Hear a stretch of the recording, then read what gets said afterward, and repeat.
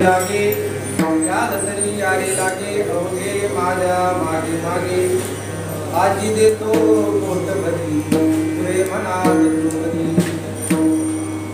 हळूहळू चला हळूहळू चला कोणी कोणाशी न बोला आजी देतो कोटभरी पुरे मनात चोरी तुका मने सांडा घाटे तुका मने सांडा घाटे तेने नका आजी देतो कोटभरी पुरे मनात चोरी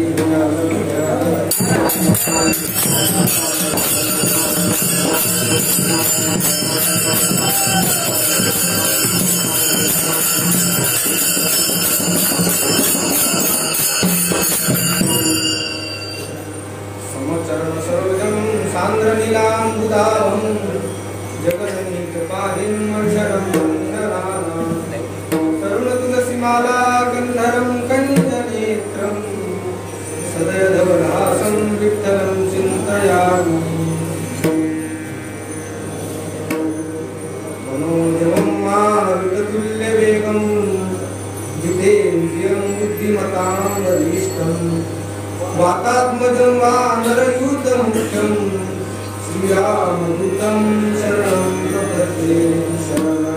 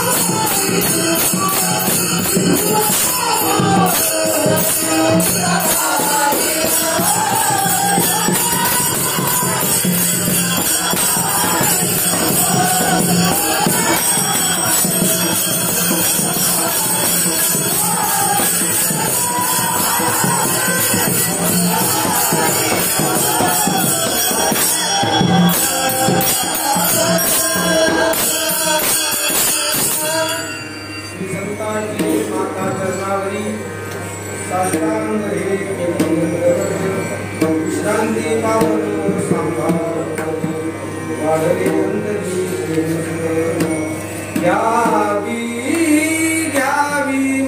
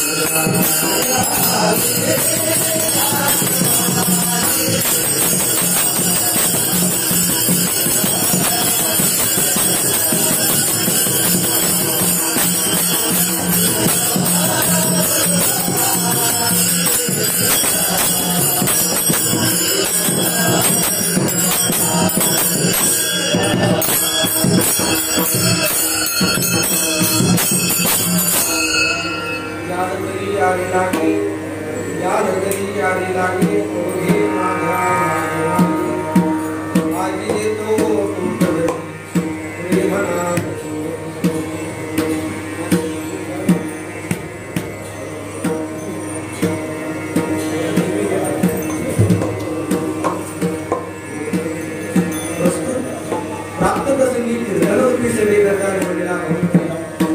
महान भक्त वैराग्य श्रीमंत श्री जगद्गुरु तुकोबाराय यांचा काल्याच्या प्रकरणातील भगवंत आणि गोपाळांचा जो एकत्र आल्यानंतर संवाद झाला त्याचं प्रतिपादन करणारा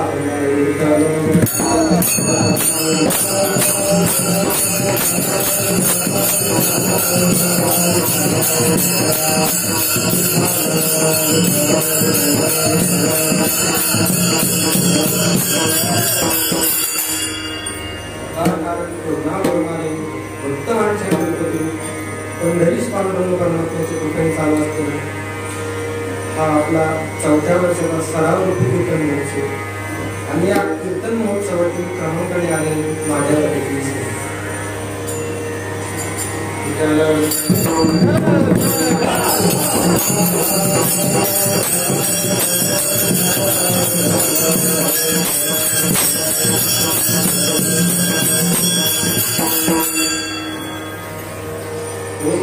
प्रस्तुत सेवेकरता महान भक्त वैराग्य श्रीमंत श्री जगद्गुरु तुकोबारायांचा आहे.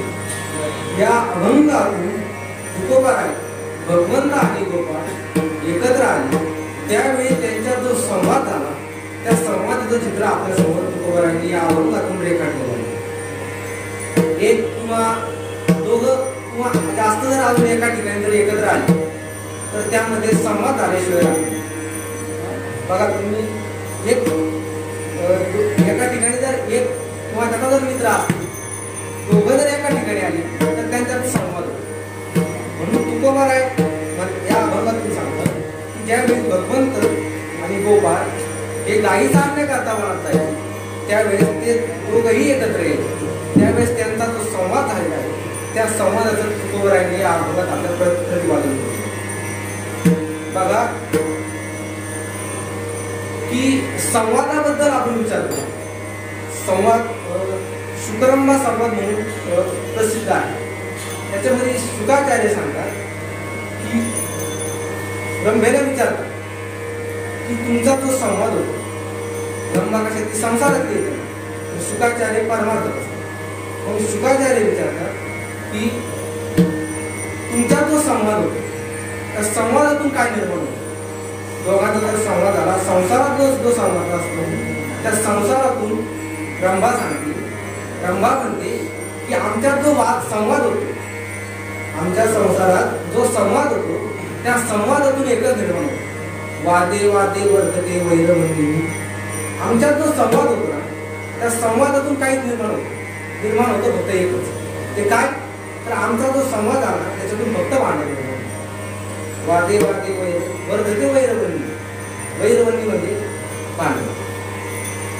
मग शुकाचार्य ब्रह्मा शुकाचार्य तुमच्यात जो संवाद त्या संवादातून काय निर्माण होतो तर शुकाचार्य म्हणतात आमच्यात जर परमार्थात जर दोन्ही परमार्थिक एका ठिकाणी जर आले तर त्यांच्यातून दोघांतून जो संवाद होतो त्या संवादातून काय निर्माण होतो तर शुकाचार्य म्हणतात वादे वादे जायते तत्वबोधा.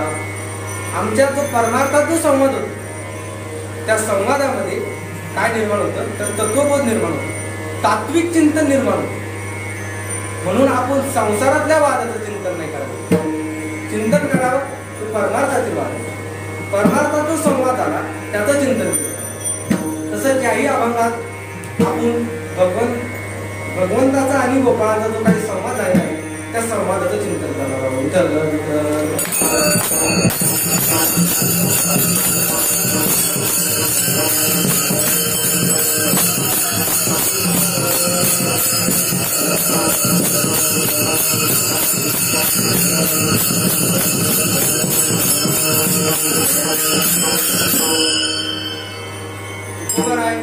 या अभंगामधून गोपाळ आणि भगवंताचा जो काही संवाद झालेला आहे त्या संवादाचं स्वरूप आपल्या समोर प्रकट करता येईल. गोपाळाचे चार आपण जर काल्याचे अभंग जर बघितले तर त्याच्यामध्ये 4 प्रकार आहेत. काही अभंग असे आहेत की ज्या अभंगामधलं फक्त भगवंत गोपाळांना बोलतो. हा एक प्रकार आहे. दुसरा प्रकार असा की ज्या अभंगामधून गोपाळ आपापसात बोलतात त्याच्यामध्ये भगवंताचा एकही शब्द नाही. तिसरा प्रकार असा आहे अभंगाचा त्याच्यामध्ये भगवंत काही बोलतात आणि गोपाळ काही बोलतात. हा झाला तिसरा प्रकार. आणि चौथा प्रकार जो आहे त्याच्यामध्ये फक्त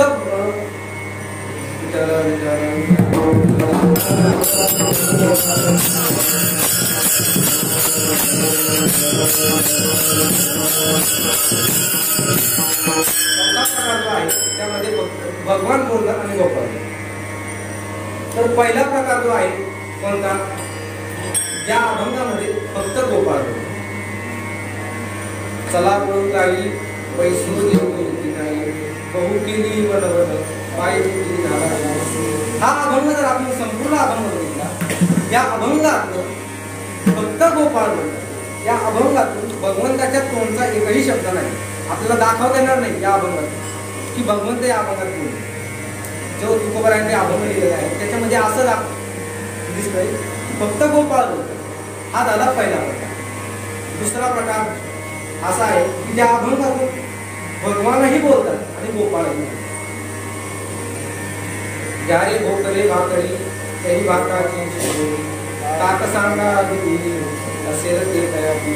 भगवंत म्हणतात भोकरं घ्या, भाकरी घ्या, दही भाताची शिदोरी घ्या आणि जे ताक आहे ना ते बाजूला सांगा. आपल्याला जर काला करायचा, आपण राहणार येतो, आपल्याला काला करायचा आहे ना त्यावेळेस मग काय करा, घरून शिदोरी घेताना यारे भोकरे भाकरी तुकोबा काय म्हणतात भोकरं घ्या, भाकरी घ्या आणि ताक जे आहे ते बाजूला सांगा. मग आपल्याला जो काला करायचा आहे, रानात काला करणार आहे आपण. भगवंत म्हणतात माझे आहे तरी शिपाय नाही तरी घरात. जशी माझी शिदोरी आहे ना तशी तुमची असली पाहिजे. जर तशी जर नसेल ना तर मग घरी जावं. भगवंत काय म्हणतात त्याच्या पुढे करणार म्हणतात माझे आहे तरी शिपाय नाही तरी घरात. चोरून या माई नवनीत आणणार. तर तुमच्या घरी जर नवनीत नसेल ना, नवनीत म्हणजे लोणी, मी लोणी आणणार आहे, माझ्या शिदोरीमध्ये लोणी असणार आहे. पण जर तुमच्या शिदोरीमध्ये नसेल, आई जर तुम्हाला नवनीत देत नसेल, लोणी जर आई देत नसेल ना तर काय करा, चोरी करा. भगवंत असं म्हटल्यानंतर सगळे गोपाळाचे समोर बसलेलेच होते. सगळ्या गोपाळांनी माना हलवला. माना हलवल्यानंतर भगवंत जो एक माग गोपाळ बसलेला होता, माग गोपाळ बसलेला होता आणि भगवंतांनी त्याच्याकडे बघितलं. तिने असं थोडं तोंड सोडलेलं होतं, तोंड सोडलेलं होतं आणि भगवंत त्याच्याकडे बघतात. काय रे म्हणे, तर तुला काल्याला यायचं ना म्हणे. मग यायचं म्हणे, मग काय अडचण काय म्हणे. मी तुला सांगितलं ना माझे आहे तरी सेवा आहे काहीतरी घरात. माझी जशी शिदोरी आहे तशी असली तरी नाहीतर घरात. तो गोपाळ भगवंतांनी त्याला सांगितले. मग तो गोपाळ म्हणतो तुम्ही म्हणले तेव्हा काय, घरी जर आई जर लोणी देत नसेल तर काय करा, चोरी करा. पण गोपाळ तो गोपाळ भगवंताला बोलतो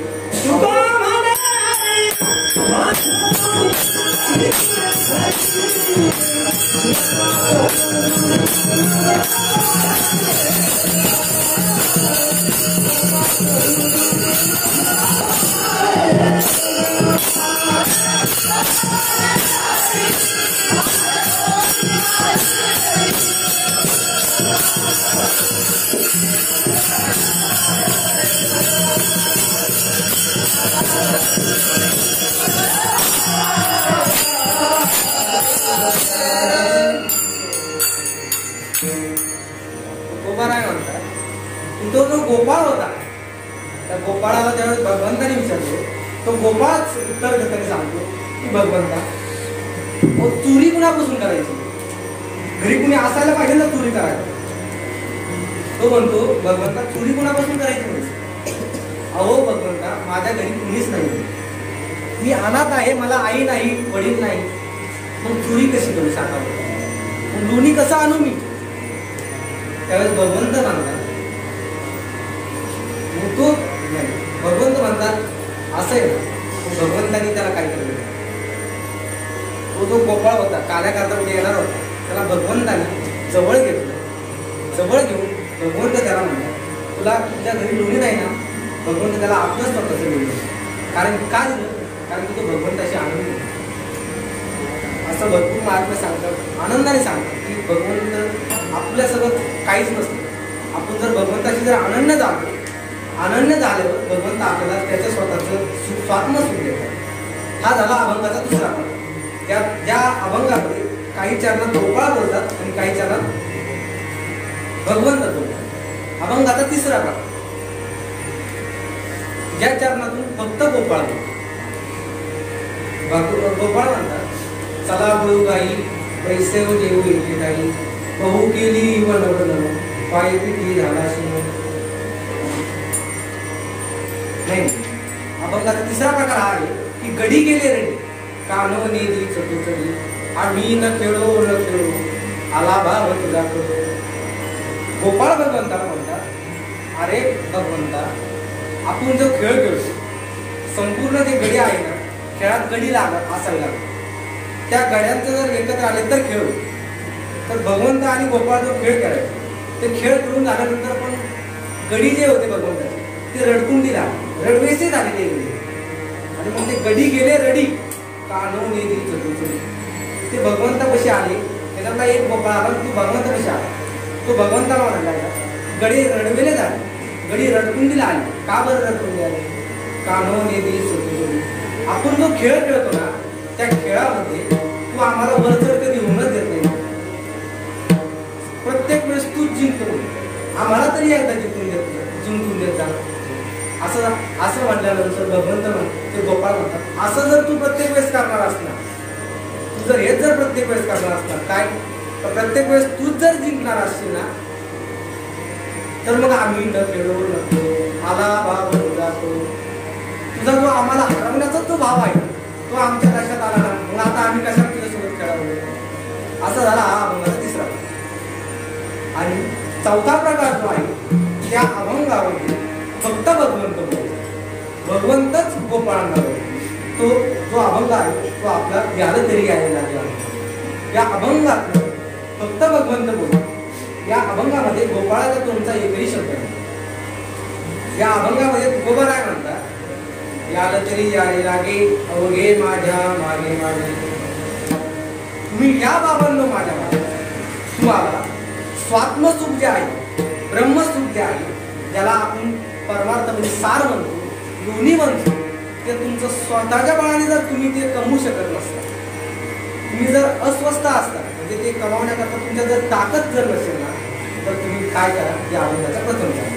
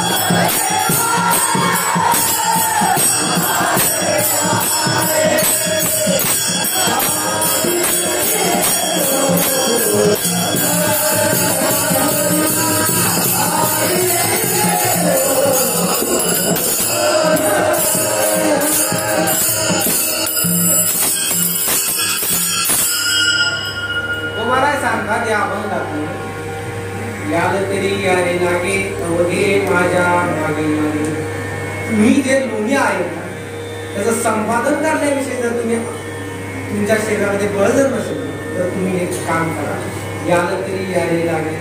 तुम्ही माझ्या मागं या, याला तरी यायला लागेल. या म्हणतात तुकोबाराय. तुकोबाराय बोलवायला सगळ्यांना तयार आहे, भगवंतही सगळ्यांना बोलवतो, पण चालू जाणे वाटायसा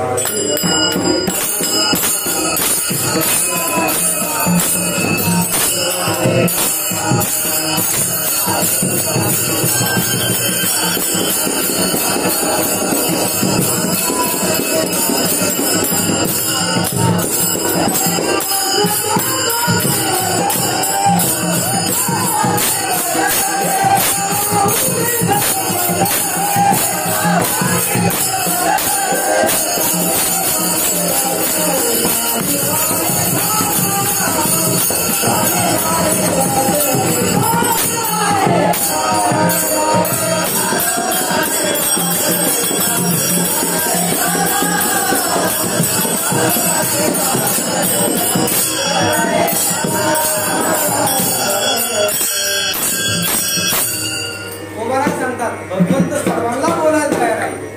भगवंत बोलवतोही, पण काय ना या भगवंताच्या वाटेवर चालू जाणे वाट ऐसा विरळा ऐसा, या वाटेवर जो निघतो तो विकत असतो.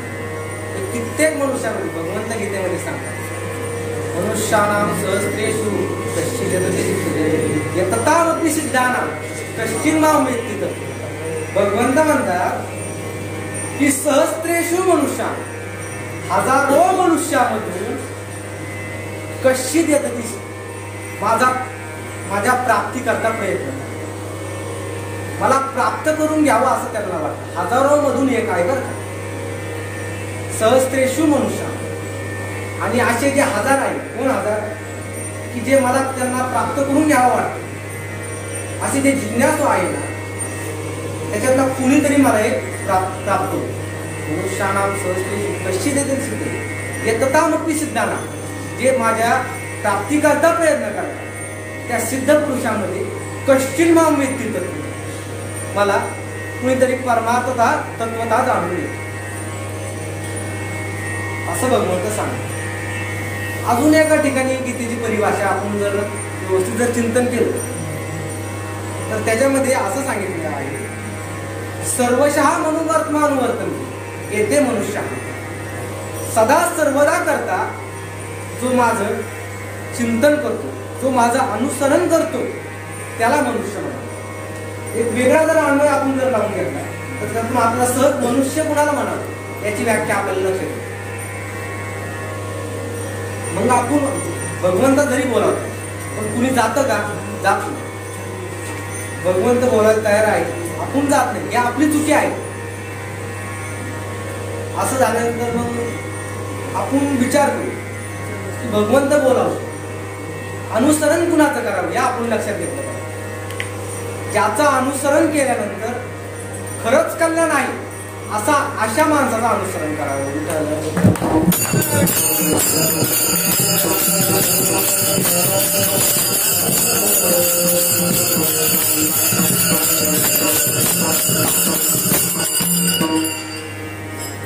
अनुसरण केल्यानंतर कल्याण आहे असा जगातील दोनच व्यक्ती आहेत, एक संत आणि एक भगवंत. ज्यांचं अनुसरण जर केलं तर आपलं निश्चितपणे कल्याण होतं. आणि मग जर ज्याचं अनुसरण केलं त्याने जर कल्याण होत असेल आणि मग हे सोडून जे बाकीचे आहेत त्यांचं जर आपण जर अनुसरण केलं ना तर निश्चितपणे वाटून झाल्याशिवाय राहणार. कुणाचं अनुसरण करावं, कुणाचं अनुसरण करू नये. आपण बघितले कुणाचं अनुसरण करावं, आता बघायचं की कुणाचं अनुसरण होईल. कारण ज्याचं अनुसरण केल्यानंतर खरंच वाटोळा आहे अशा माणसाचं अनुसरण. असे कोण आहे? विषयाचं जर आपण अनुसरण जर केलं ना महाराज आपलं वाटोळं झाल्याशिवाय. आणि जर विषयांधाचं जर अनुसरण केलं, विषयापेक्षा विषय अंधत्व आहे त्याचं जर अनुसरण केलं तर निश्चितच वाटोळं होतं.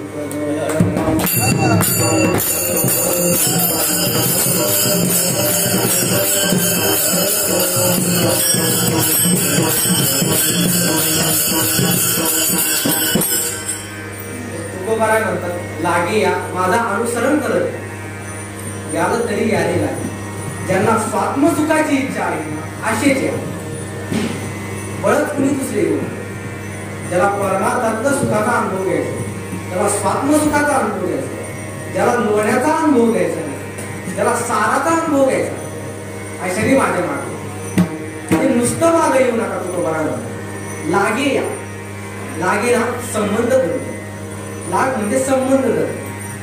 कित्येक लोकांचं कसं असतं माहिती महाराज, भगवंताचं अनुसरण करतात पण संबंध धरत नाही. हौशी वारकरी असते बघा, म्हणजे हौशी वारकरी कशी आनंदीची पण नंदीची वारी करतात. म्हणजे कधीतरी येतात वारीला, ती आले नुसतं भगवंताचं नामस्मरण करत चालते. तिचं रथाच्या पुढे चालतील म्हणजे दिंडीच्या पुढे चालतील, म्हणजे दिंडीच्या मागे चालतील. असे जे वारकरी आहेत त्यांना हौशी वारकरी म्हणतात. भगवंताचं नामस्मरण न करता चालते. अशा वारकऱ्यांचं कसं असतं, भगवंत म्हणतात या वारकरी येतात, भगवंताची दिंडी चालत नाही कधी, भगवंताच्या वारीमध्ये चालतात ना, पण ते कसे असतात, अनुसरण करतात पण भगवंताचा लाभ धरत नाही, संबंध धरत नाही. अशा वारकऱ्यांचं तुकोबाराय म्हणतात अधिकार अधिकारी का माझं अनुसरण कर, अनुसरण करता येणार पण संबंध राहा. कसा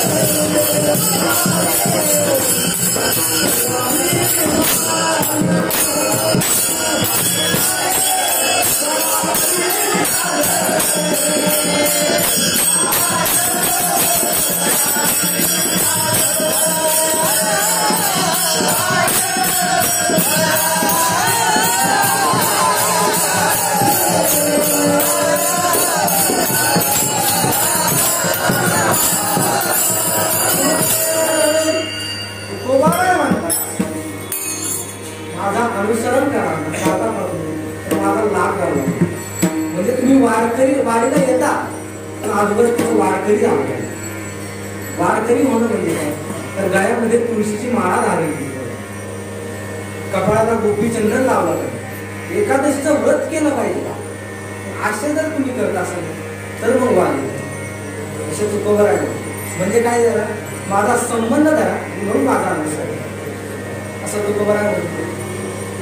गोपाळ म्हणतात खरंय जेव्हा तुमचं काय खरंय, तुम्ही म्हणतात आम्ही तुमचा संबंध धरलाय, आम्ही तुमचा संबंध धरलाय आणि तुमच्या मागं पण यायला तयार आहे. आम्ही तुमच्या मागं येतोय, पण आम्ही तुमच्या मागं आल्यानंतर आम्हाला काय भेटणार तरी आपल्याला तिथेच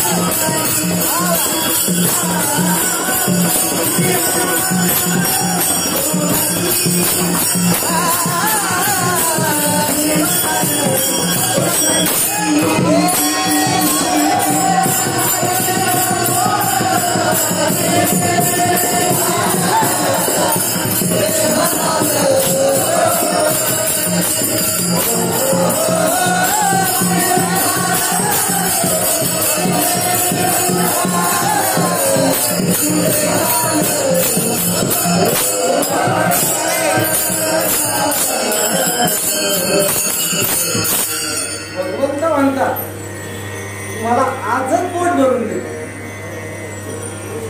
तुम्ही त्या दिवशी माझं अनुसरण केलं, त्या दिवशी माझा संबंध झालाय ना, त्याच दिवशी तुम्हाला पोट भरून दे. रोकडं देतोय म्हणतात भगवंत. रोकडं म्हणजे काय? या हातात तुम्ही या हाताने तुम्ही माझा संबंध झाला, या हाताने तुम्हाला लोणी देतो, स्वात्मसुख देतो, पोट भरून देतो. म्हणजे आकाळीचं असं असतं, अनुसरण केलं, अनुसरण केल्यानंतर मध्ये काही काळ गेला असं नाही. भगवंत म्हणतात तुम्ही त्या दिवशी माझं अनुसरण केलं ना, त्या दिवशी तुम्ही माझा संबंध झालाय ना, त्या दिवशी तुम्हाला पोट भरून देतो. बघा महाराज, कित्येक जणांचं असं असतं, पोट भरून कुणीही कोणाला देऊ शकतो. आपण जन्मल्यापासून किती का आपण खात आहोत, म्हणजे आपल्याला एका वर्षाला किती पोते खाल्ले ते सांगते. भरपूर खाल्लंय आपण. एवढं खाल्लं असतं सुद्धा आपण जर दुपारी जेवण जर नाही केलं, संध्याकाळपर्यंत आपल्याला भूक आणावं होते. आवडते का आपल्याला भूक? नाही ना. म्हणजे आपण किती का जरी खाल्लं तरी आपलं पोट भरत नाही. ते पोट भरतं ते बरोबर त्याच्या प्रसादाने. बघा, एक महाभारतामध्ये एक कथा येते की भीमाचं पोट भरत नाही. भीमाने किती का जरी खाल्लं ना तर त्याला पोट भरलं अशी भावना होती. भीमाने किती का जरी खाल्लं ना त्याला पोट भरत. का पोट भरत नाही? त्याचं कारण आहे, त्याचं नाव रुकोदर म्हणून एक नाव आहे. रुकोदर म्हणून त्याचं नाव आहे, प्रसिद्ध आहे. त्याच्या पोटामध्ये रुक नावाचा आग्नेय असतो. जेवढंही तो खातो ना तो आग्नेय लगेच भस्म करून जातो. भीमाचं पोट त्या अग्नीमुळे भरत नाही. एके दिवशीचा प्रसंग आहे की रुक्मिणी माता होते आणि भगवंत असे समोरासमोर बसलेले होते. रुक्मिणी मातेच्या मनात आले की आपण भीम दादाला एक दिवस जेवायला. का बरं मनात आलं याचं जर आपण बारीक चिंतन जर केलं तर ज्ञानोबाला सांगतात, सुग्रणी आली उदारे रसने आली जेवणा. एखादी सुग्रण आहे आणि परत उदारही आहे, अशा गृहिणीला, अशा सुग्रणीला जर कुणी रसज्ञ आणि जेवणारा जर भेटला तर तिला म्हणून तिला तिचं सुग्रणपणा व्यक्त करण्याकरता चव जाणत जेवणारा जेवण भेटायला पाहिजे आणि उदारपणा व्यक्त करण्याकरता भरपूर जेवणारा भेटायला. म्हणून रुक्मिणी मातेला भीमाची इच्छा झाली असं भगवंत म्हणाले.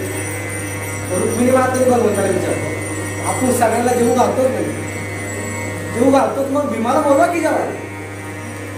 रुक्मिणी माता म्हणाल्या, भगवंताने ऐकलंय, पण भगवंताने म्हणाले, हे बघ, तुला जर बोलवायचं असेल ना भीमाला तर तुझं तू बोल, कारण की मी भीमाला बोलवलं होतं, पण भीमाचं काही पोट भरलं, त्याला किती का खाऊ घातलं तरी त्याचं पोट भरलं. रुक्मिणी माता होती, त्या काय ऐकायलाच तयार नाही. भगवंताला काय कळतं म्हणजे भगवंताने भरपूर वाढलं तसं म्हणतात, म्हणून त्यांचं पोट भरलं असं. हे भगवंताच्याच रुक्मिणीचं नाही, हे जगातील सगळ्याच रुक्मिण्यांचं.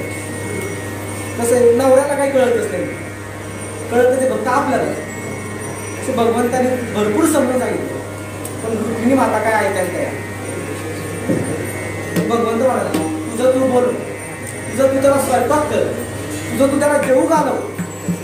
आणि तो गेला, त्याचं पोट भरलं ना, त्याचं पोट भरल्यानंतर मी मला बोलतो असं म्हणल्यानंतर रुक्मिणी माता म्हणाली, तुम्ही त्याची काळजी करू नका, त्याला पोट भरून घेऊ घालते. मग माझं सुगरणपणा आणि उदारपणा मी तुमच्याकडून बोलून घेते नाही, भीमाकडून बोलून घेते नाही बघा. असं म्हटल्यानंतर भगवंताने आज्ञा दिली, बोलवा म्हणे. म्हणून रुक्मिणी मातेने भीमाला निरोप पाठवला, म्हणे भगवंत आपल्या इथे जेवायला यावं. भीम दादा आलेले आहे आणि जेवायला असणार पत्नी आहे.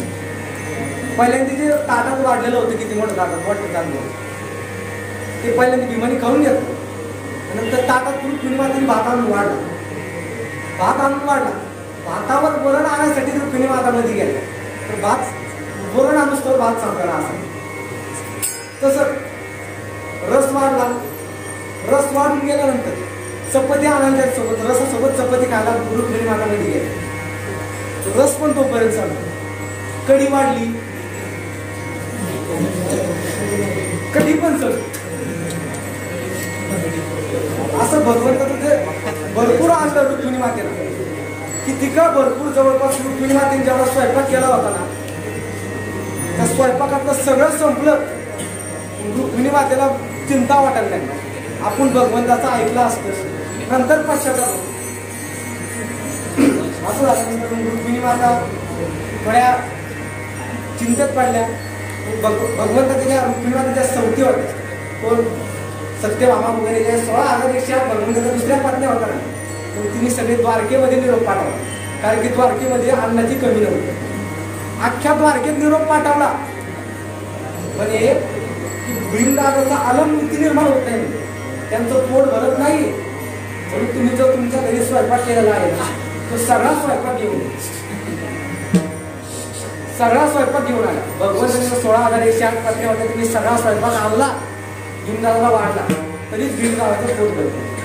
म्हणून रुक्मिणी मातेला अद्भुत चिंता वाटली, म्हणाली की भगवंताने जर सांगितलं होतं ते ऐकलं असतं तर बरं झालं. असं म्हणल्यानंतर मग रुक्मिणी माता भगवंताला आनंद झाला.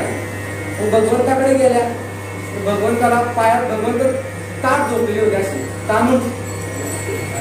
रुक्मिणीने थोडं पाय लावायला सुरुवात केली. भगवंताने विचारलं, काय कोण आहे? रुक्मिणी माता म्हणते, मीच आहे. मीच कोण? रुक्मिणी हो.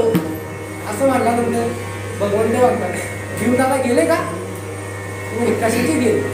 त्यांचं पोटच भरलं नाही. म्हणून मी तुला सांगत होतो ना काय, की त्याचं पोट भरणं शक्य नाही. रुक्मिणी माता म्हटलं, ऐकलं असतं तर बरं झालं असतं. मग भगवंत म्हणले, तू काय करू म्हणजे आता, तुम्हीच कोणी आम्हाला, तुमच्याशिवाय कुणी आहे का दुसरं? रुक्मिणी माता म्हणतात, काहीतरी याच्यातून मार्ग दाखवा. मग मार्ग दाखवतात भीमदादा म्हणतात, म्हणजे भगवंत म्हणतात, काही सगळा थोडाफार तरी एखादा लाडू तरी असेल ना, म्हणजे लाडू पण चालतात. लाडू मग लाडूचा चुरा तरी असेल, एखादी बारीक त्याची पोळी कर, आणि ती बारीक पोळी कर, आणि ती बारीक पोळी भीमाच्या ताटात. आणि भीमाच्या ताटात वाढल्यानंतर मग सांग की आमच्या घरचं सगळं संपलंय, आता हे जे वाढते नाही हे कुंती मातेचा प्रसाद आहे. असं म्हटल्यानंतर भीमदादांनी एकत्र ज्याप्रमाणे भीमाचं पोट कितीही रुक्मिणी मातेने खाऊ आलं, दुसऱ्या कोणत्याही पदार्थाने भरत नाही. त्याप्रमाणे जीवाचंही अंतःकरण कितीही विषयाचं सुख भोगून बरत नाही. कितीही विषयाचं सुख जरी जीवाने भोगलं ना तरी त्याचा अंतःकरण बरत नाही. त्याच्याकरता काय लागतं माहिती? त्याच्याकरता भगवंताचाच प्रसाद आहे. म्हणून भगवंत म्हणतात की आजी देतो पोट भरून देतो. पोट भरून तुम्हाला देतो आणि पुरे मनात तोपर्यंत देतो. काही जणांचं कसं असतं, पोतं असतं का पोट असतं कोणालाच कळत नाही. किती खाते पोट भरतं. अशा माणसाने भगवंताचं अनुसरण करतात. मग भगवंत काय करतात? भगवंत त्याला पोट भरून जेवण देतात. असं झाल्यानंतर भगवंत म्हणतात या तुम्ही अवघे या माझ्या लागे या मग तुम्हाला पोट भरून देतो. असं म्हणल्यानंतर गोपाळ भगवंताला म्हणाले आम्ही आहे ना, तुमचा संबंध तर जगायला जाईल आणि तुमचं अनुसरणही करतो. मग तुम्ही आम्हाला द्या ना पोट भरून.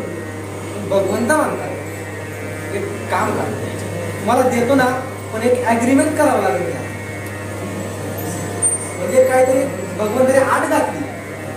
ऍग्रीमेंट म्हणजे आठ, एक आठ घातली. ती आठ अशी आहे की अभंगाच्या तिसऱ्याच्या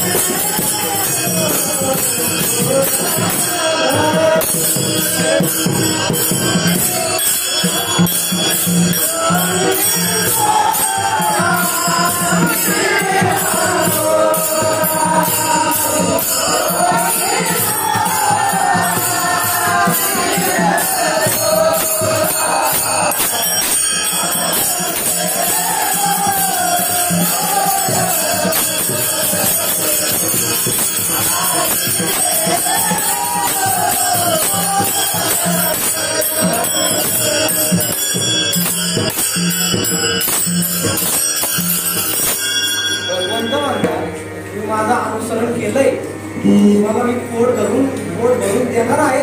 पोट भरून पुढं म्हणाल तोपर्यंत देणार आहे. आलम बुद्धी निर्माण होईपर्यंत देतो मी तुम्हाला. पण मी एवढं देत आहे ना, पण याच्या मागे एक आठ आहे.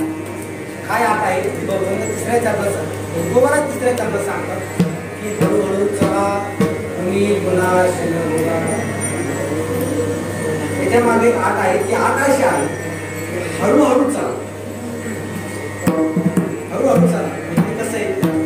हळूहळू चला तुकोबा काय म्हणतो म्हणजे असं का? त्याचा अर्थ असं नाही का आपण की आपण दररोज एका दिवसाला 5 श्लोक पाठ करतो. तुकोबाला तर म्हणतात हळूहळू चला म्हणून 5 दिवसाला 1 श्लोक पाठ करायचा असं नाही बरं. 5 दिवसाला 1 श्लोक पाठ करायचा बाबा राहून द्यायचे. तर याचा अर्थ असा आहे की तुम्ही जो परमार्थ करता तो सांभाळून करा. क्षणोक्षणा सांभाळतो साक्षी होतो आपला. आपण जो परमार्थ करतो ना तो स्वतःला सांभाळून घालतो. परमार्थामध्ये ही सगळ्यात मोठी उच्च कोटीची घटना आहे. म्हणजे महत्वाची बाब आहे की आपण आपल्याला परमार्थ सांभाळून घालतो. असं म्हटल्यानंतर पुढे सांगतो हळूहळू चला तुम्ही कुणाशी असं म्हटल्यानंतर अजून एक आठ आहे की अशी आहे तुम्ही कुणाशी नको. तुम्ही कुणाशी न बोला म्हणजे काय? बोलूच नका का असं नव्हे. आपण जो परमार्थ करतो तो परमार्थ करत असताना आपण अप्रगत परमार्थ करावा. परमार्थ आपलं कसं असतं, थोडा परमार्थ केला तरी आपण लोकांसमोर प्रगट करून जातो. तर तुकोबारा म्हणतात की असा परमार्थ करू नका, हळूहळू चला, कुणी कोणाशी नव्हे. कसं, ज्याप्रमाणे कुणी कोणाला सांगू नका. जसं एखादा शेतकरी असतो, तो पेरल्यानंतर मागं पहिलं काम करणार असतं ते म्हणजे कशाचं, रासणीचं काम करतो. रासणीचं म्हणजे आपण ना तरी कृषीवर आपले पांढरवी केले त्याचे झाकीन पद्धतीने दान करतो. तसं आपण आपलं जे दान पुण्य आहे ते झाकलं पाहिजे. असं म्हटल्यानंतर किंवा अजूनही ज्ञानोबा आहे त्याच्या पुढचा दृष्टांत देतात. ना तरी लपवी पाडल्याना वडील, ज्याप्रमाणे एखादी नगरवधू असते की जसं आपलं वृद्धाप्य लोकांसमोर प्रगट होऊ नये म्हणून जसे आपल्या सौंदर्याला अनेक आपले आभूषणं घालत असते, तसं आपण आपला परमार्थ दाखवतो. कारण की आपण जो परमार्थ करतो तो लोकांसमोर तो उघडा करतो. पाप उघडं करावं, पाप टिकणारही नाही आणि नष्टही होणार नाही, म्हणून आपण ते उघडं करावं. पण जे पुण्य आहे ते आपण लोकांसमोर प्रगट नाही करू.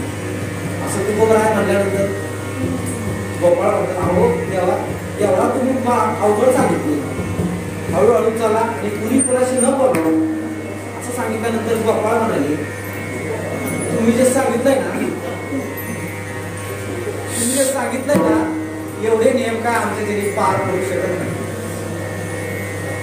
अशा भगवंताची असं जर गोपाळ भगवंताला बोलले मग तुकोबारा शेवटच्या करण्यात त्यांची समजूत काढ. तुका म्हणे